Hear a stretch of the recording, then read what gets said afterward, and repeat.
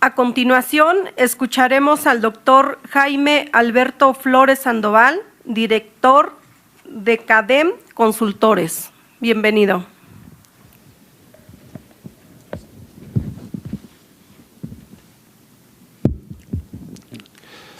Gracias, buenas tardes a todos por la invitación aquí a la Cámara de Diputados, al diputado Valdenebro por habernos extendido esta invitación.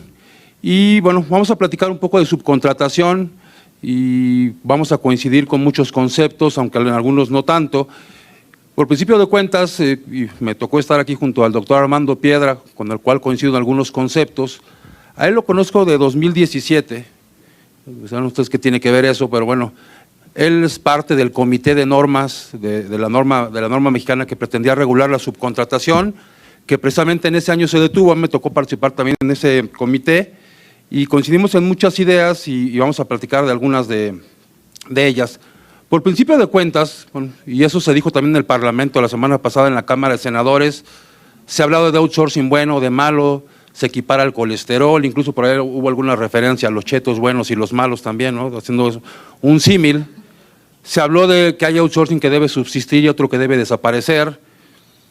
Y también se ha hablado mucho y se hace uso de términos alternos a la subcontratación, como es outsourcing, como es insourcing, staffing, externalización, y muchos conceptos de los cuales yo creo que debiéramos separar entre todos, sobre todo considerando que el Parlamento habla de subcontratación, debiéramos poner por separado a la subcontratación y además atribuirle una gracia a la subcontratación que todas las demás figuras o todos los demás conceptos que parecen equivalentes no tienen, y es que la subcontratación laboral, de hecho se denomina trabajo en régimen de subcontratación, es el único que existe en términos reales en nuestra ley. O sea, no hay nada parecido, no hay nada igual, lo único que existe en ley es el trabajo en régimen de subcontratación. A partir de ahí hacer una diferencia también de los demás conceptos, porque cuando nos remitimos a la definición legal que existe en el artículo 15A de la Ley Federal del Trabajo, del trabajo en régimen de subcontratación, por principio nos dice la ley que el trabajo en régimen de subcontratación es aquel en virtud del cual un patrón al que se le denomina contratista con sus trabajadores va a ejecutar obras o va a prestar servicios. Desde ahí ya hacemos una diferencia muy clara del outsourcing. No podríamos decir que hay subcontratación buena y subcontratación mala, porque la única subcontratación que existe es la que está contemplada en la Ley Federal del Trabajo. Lo demás, el outsourcing, insourcing, son conceptos que no existen, pero que además cuando hablamos de abusar de los derechos de los trabajadores, hablamos de conceptos diferentes a la subcontratación y me explico en esa parte. Si a un trabajador se le contrata en una empresa y después se le manda a otra, y esa otra le paga al trabajador, como ustedes quieran, con un salario subregistrado en el Seguro Social, le paga a través de cooperativas, a través de sociedades civiles, de mercantiles, e incluso, y así pasa en la realidad, a veces se le paga incluso a través de sindicatos. No estamos hablando de subcontratación, estamos hablando de una cosa distinta, de una figura simulada. Entonces, eso no es subcontratación y eso está ajeno a lo que marcan los parámetros legales. Yo creo que si hacemos un mal diagnóstico, y me permito comentar que mi perspectiva académica, porque bueno, desde ese punto de vista hablo, desde mi perspectiva académica, lo que está mal es el diagnóstico, porque estamos hablando de un parlamento abierto que pretende reformar una ley federal del trabajo que habla de subcontratación, cuando el problema, a mí me parece, no está en la subcontratación, sino en las figuras alternas, en las figuras simuladoras que se utilizan para remunerar a trabajadores, que además se les roba el carácter de trabajadores. No se le paga como trabajador, se le paga como lo que ustedes quieran, menos como trabajador. Entonces el problema está en otro lado, no está en la subcontratación. O sea, se ha dicho incluso, y a manera de reclamo, que habemos quienes nos pronunciamos porque no exista modificación a la Ley Federal del Trabajo. A mí me parece que la Ley Federal del Trabajo desde 2012 vino a regular una situación que de facto existía. Había una prestación de servicios donde se simulaban relaciones laborales y que no tenían la mínima regulación. En 2012, si ustedes leen la exposición de motivos, que además gente que hoy está en el gabinete fue quien dio pauta a esta iniciativa de 2012, si ustedes revisan la exposición de motivos, se van a dar cuenta que lo que se pretendía regular, además así generan las leyes, ¿no? Las leyes van siguiendo la realidad. En la práctica se daban simulaciones, en la práctica existían abusos de los trabajadores y por eso se crearon los famosos 4 artículos del 15A. Entonces, esa regulación sí carece de ciertos elementos, pero en la práctica es una regulación que vino a hacer algo que no existía en el medio. Estamos persiguiendo una subcontratación y no estamos persiguiendo, por ejemplo, a cooperativas simuladoras, a sociedades civiles simuladoras, sociedades civiles incluso de ciertas entidades federativas, sociedades civiles universales de Yucatán, que bajo ciertos conceptos y simulaciones vienen a afectar los derechos de los trabajadores y se siguen inventando todos los días simulaciones al respecto.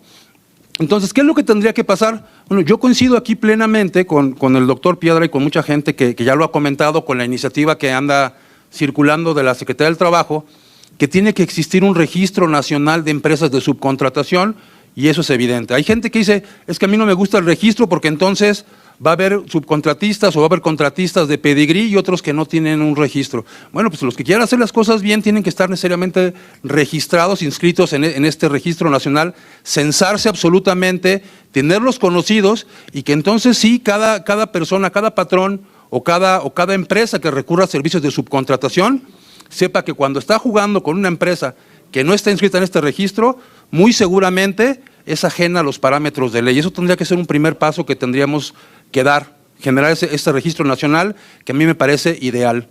La otra parte que también estuvimos en ese comité de creación de la norma y después de revisión, muchas empresas que hoy renuncian a la aplicación de la norma de certificación.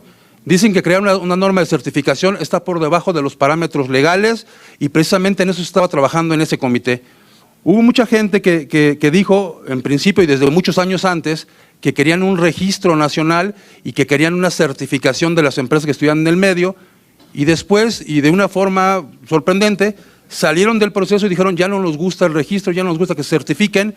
Si ustedes revisan la norma establece, decía el doctor Armando Piedra, 120 puntos, 70 en la parte fiscal, laboral y de seguridad social, y 50 de gestión de la calidad.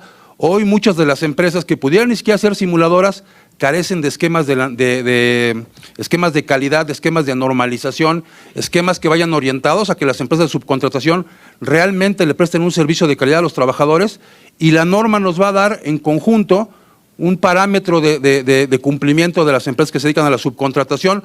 Certificar no nos va a dar pedigrí, ni nos va a cambiar, ni nos va a hacer nada. Simple y sencillamente va a acreditar que las empresas que estén registradas hayan accedido a ciertos parámetros de cumplimiento y hacerla de tal forma que se evite que se diga que quien está certificado después pueda defenderse ante las autoridades fiscales diciendo que ya cumplió con las normas fiscales. Eso es aparte, eso es independiente. Es uno de los elementos que a muchos no les gustaba, pero yo creo que se tiene que perfeccionar la norma, y los dos conceptos de la mano, tanto la norma de certificación como la inscripción a un padrón, van a permitir que demos a conocer quiénes realmente quieren cumplir con las normas, quiénes realmente quieren estar del lado del trabajador, respetando derechos laborales, respetando seguridad social, pagando las contribuciones que tienen que pagar al fisco, y con esto lograr un mejor régimen de subcontratación. Entonces, es una cuestión que yo creo que se puede lograr con cambios mínimos a la Ley Federal del Trabajo. La otra parte es que, bueno, ha habido reformas, propuestas, iniciativas. Particularmente voy a hablar un poco de la norma que está en el Senado, y voy a atreverme a hacer una apreciación muy personal, pero me parece que esa reforma que está en el Senado va más allá incluso de parámetros constitucionales. ¿Por qué? Hay una que es una iniciativa que no es retroactiva. Me gustaría que leyeran el artículo 5º transitorio de esta propuesta de iniciativa. En ella se hace una propuesta en donde se dice que si se incumple una de las 3 condiciones que están contempladas en el artículo 15A de la Ley Federal del Trabajo, es decir, que no todos los trabajadores estén subcontratados, que se acredite la especialidad, y finalmente que no se tengan trabajadores que lleven a cabo actividades iguales o equivalentes a las que tienen los trabajadores de la contratante. Si se rompe una de esas 3, la consecuencia es que el contratante se considera como patrón. Esto va más allá de una responsabilidad subsidiaria o solidaria. Bueno, pues el artículo 15A de la reforma propuesta dice, y quien incumpla con esto es un outsourcing simulador, o una subcontratación simuladora. Es una contratación que defrauda al fisco, que defrauda al trabajador, es decir, a un incumplimiento que ya tiene una consecuencia, se le atribuye un peso todavía mayor, y eso podrá estar bien o podrá estar mal, podrá ser proporcional o podrá ser más allá de proporcional. Sin embargo, el artículo 5º transitorio de esta reforma dice, y quien incumpla o quien haya incumplido antes de la entrada en vigor de esta reforma con lo que aquí decimos, tendrá que pagar contribuciones omitidas que ni siquiera están determinadas y tendrá que repartir utilidades de todo el tiempo en que no se repartieron y que se usó la subcontratación indebidamente implementada. Eso es retroactivo. Son términos del artículo 14 constitucional, va en contra de parámetros constitucionales y ahí sí, a quien quiera hacer negocio en México me parece que lo frenaría y le generaría un grave perjuicio y un temor fundado de que las cosas no van a estar bien. Entonces yo creo que vale la pena regular pensando en que la subcontratación, hablaba el doctor Elías Micha hace un rato de que hay cerca de 8 millones de trabajadores subcontratados, y me atrevo a hablar de que subcontratados son los que están al margen, que están dentro de los parámetros legales, porque los que están fuera de los parámetros legales no están en la subcontratación, están en figuras alternas y simuladoras. Entonces, yo invitaría a que se analice la propuesta de la Secretaría del Trabajo, a que todo lo que se ha platicado en este foro realmente se tome en cuenta y sobre todo que definamos legalmente, porque si decimos outsourcing, subcontratación, insourcing, staff y lo equiparamos todos en un mismo concepto, de entrada estamos haciendo un diagnóstico mal. Es como si estuviera enfermo del estómago y me tomo una aspirina, pues si el diagnóstico está mal, el remedio está mal, pues seguramente no me voy a aliviar del mal. Entonces yo creo que esa sería mi conclusión. Hay que hacer un buen diagnóstico, hay que combatir las figuras simuladoras y a la subcontratación laboral a la que está contemplada en ley, hacerle adecuaciones que realmente permitan una aplicación con mejores condiciones, con mejores parámetros, y esto yo creo que nos va a ayudar mucho porque la subcontratación es necesaria y es un concepto mundialmente aceptado. Bueno, esa sería mi participación. Muchas gracias por el foro.